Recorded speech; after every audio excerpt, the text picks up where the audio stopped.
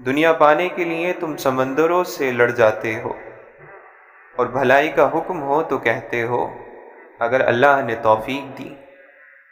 جب اللہ تعالیٰ کسی بندے سے بھلائی کا ارادہ فرماتے ہیں تو اسے ایسا بنا دیتا ہے کہ وہ اپنے گناہوں کا اعتراف کرتا ہے، دوسروں کے گناہوں کے متعلق باتیں نہیں کرتا، اپنے مال میں سخاوت کرتا ہے، اور جو دوسروں کے پاس ہے اس سے بے رغبتی اختیار کرتا ہے، اور لوگوں کی طرف سے دی جانے والی تکالیف برداشت کرتا ہے۔ لعنت کوئی سیاہی نہیں ہوتی کہ چہرے پر نظر آئے، بلکہ لعنت تو یہ ہے کہ بندہ ابھی ایک گناہ سے نہ نکلا ہو اور دوسرے گناہ میں مبتلا ہو جائے، یعنی مسلسل گناہ کرتا چلا جائے۔ تم اللہ کا اصول جانتے ہو، اس کے لیے جو چھوڑو گے وہ اس سے بہتر عطا کرے گا، تم نگاہ چھوڑو گے وہ بدلے میں نگاہ عطا کرے گا، وہ تمہیں بصیرت دے گا، فہم و فراست کی نگاہ عطا کرے گا، اور تمہاری فراست کبھی خطا نہیں ہوگی۔ مومن اسی نگاہ کی وجہ سے ایک سوراخ سے دوسری مرتبہ نہیں ڈسا جاتا۔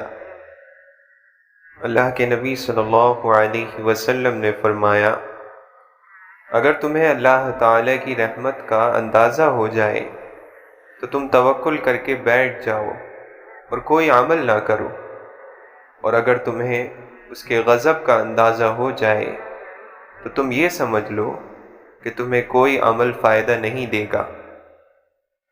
انسان اپنی آرزو پر ہی نگاہیں جمائے رہتا ہے، جس سے اسے موت کی موجودگی نظر نہیں آتی۔ وہ بدترین صفات جو ممکن ہے انسان کے وجود میں رچ بس جائیں، ان میں سے ایک انتہائی کنجوسی اور دوسرا حد سے زیادہ خوف ہے۔ اپنے عقل مند دشمن پر جاہل دوست سے زیادہ بھروسہ کرو۔ لالچی کسی چیز کو کافی نہیں سمجھتا۔ جتنی انسان کی ہمت ہوتی ہے اتنے ہی اس کے رنج اور غم بڑھ جاتے ہیں۔ جس طرح زمانے کی آنے والی مصیبتوں سے پناہ مانگتے ہو، اسی طرح سرکش بنانے والی عادتوں سے اللہ سے پناہ مانگو۔ جو تم سے اچھائی کرے تو تم بھی اس سے اتنی ہی اچھائی کرو، اور اگر تم اس پر قدرت نہ رکھو تو اس کے حق میں اتنی دعا کرو کہ تمہیں یقین آ جائے کہ تم نے اس کا حق ادا کر دیا۔ لمبی خاموشی کو اختیار کرو، کیونکہ یہ شیطان کو بھگاتی ہے اور دین کے معاملات میں تمہاری مددگار ہوتی ہے۔ جس آدمی کی فکر آخرت ہو، اللہ تعالیٰ اس کے معاملات کی شرازہ بندی کر دیتا ہے، اس کے دل کو بے نیاز کر دیتا ہے، اور دنیا ذلیل ہو کر اس کے پاس آ جاتی ہے۔ دنیا سے بے تعلقی بڑی دولت ہے۔ خواہشوں سے باز رہنا اور دنیا کی لذتوں پر پرہیز کرنا ہی نفس کی دوا ہے۔ سب لوگوں سے اس شخص کے گناہ زیادہ ہوتے ہیں جو بے معنی باتیں زیادہ کرتا ہے۔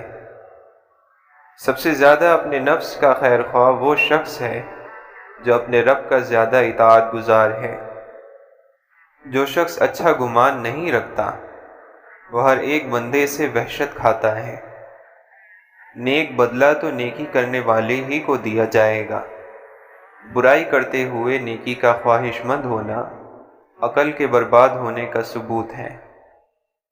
صبر جمیل یہ ہے کہ انسان اپنی مصیبت کو چھپا لے اور کسی کو بھی اس کی خبر نہ دے۔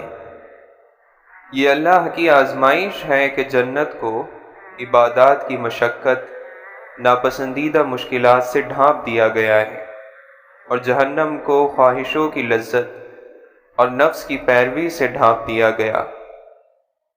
زندگی سے اور اللہ سے راضی ہونے کا بس ایک ہی طریقہ ہے کہ یہ قبول کر لیا جائے کہ کچھ بھی ہمارا نہیں ہے، کچھ بھی ہمارا نہیں تھا اور کچھ بھی ہمارا نہیں ہوگا۔ سب دنیاوی تعلق ہیں جو اللہ کی ہیں، اللہ کی طرف سے ہیں اور اللہ کی طرف ہی واپس لوٹ جانی ہیں۔ ساری محبتیں، ساری الفتیں، سب دوستیاں، سب جان پہچان، آپ بھی، میں بھی، ہم سب اسی کے ہیں۔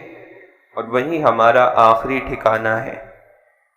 منافق کو نیکی کی طرف بلایا جانا ہمیشہ برا لگتا ہے، اس پر نصیحت بڑی بھاری گزرتی ہے، وہ کسی سے بھی کوئی دین کی بات نہیں سننا چاہتا، وہ اسے اپنی انا کا مسئلہ بنا لیتا ہے، اس کا دل گھٹن کا شکار ہو جاتا ہے، طبیعت بیزار ہونے لگتی ہے۔ منافق کو مخلص مومن ہمیشہ بیوقوف لگتے ہیں۔ اللہ کے دین کی خاطر اپنا مال، آرام اور پیشہ یا جان قربان کرنے والے منافق کو بیوقوف لگتے ہیں۔ غلط سوچ اور منفی سوچ کچھ لوگوں کے جسم میں پیوست ہوتی ہیں۔ آپ انہیں دنیا کی کوئی بہترین بات بھی بتا دیں، وہ اس میں سے بھی کوئی نہ کوئی خامی ڈھونڈ نکالیں گے۔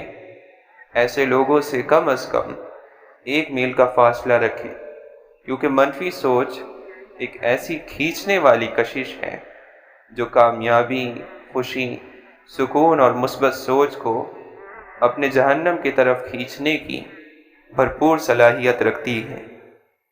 اگر تم فرشتوں کے قلموں کی چرچراہٹ کو سن لو جب وہ ذکر کرنے والوں میں تمہارا بھی نام لکھتے ہیں، تو لا الہ الا اللہ کہنے کی تڑپ میں تم اپنی جان دے دو۔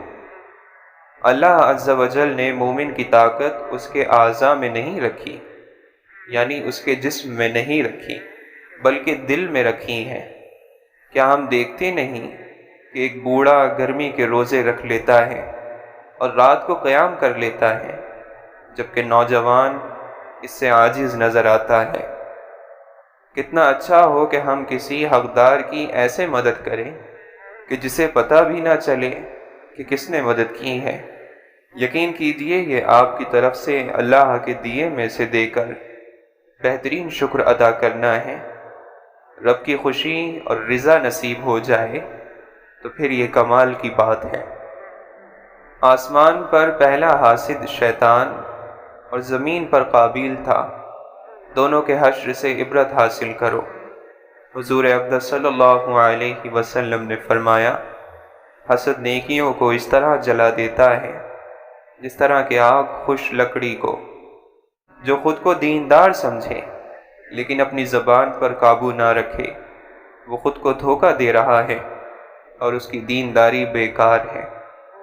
اچھائی کے لیے لازم نہیں ہے کہ لوگوں کے ساتھ کچھ اچھا ہی کرتے رہو، اچھائی یہ بھی ہے کہ بس کسی کے ساتھ کچھ برا نہ کرو۔ حقیقی طور پر خوش انسان وہ ہوتا ہے جو اپنے آس پاس کے لوگوں کے لیے خوشی لاتا ہے۔ کچھ باتیں کان لگانے سے نہیں سنائی دیتی، انہیں دل لگا کر سننا پڑتا ہے۔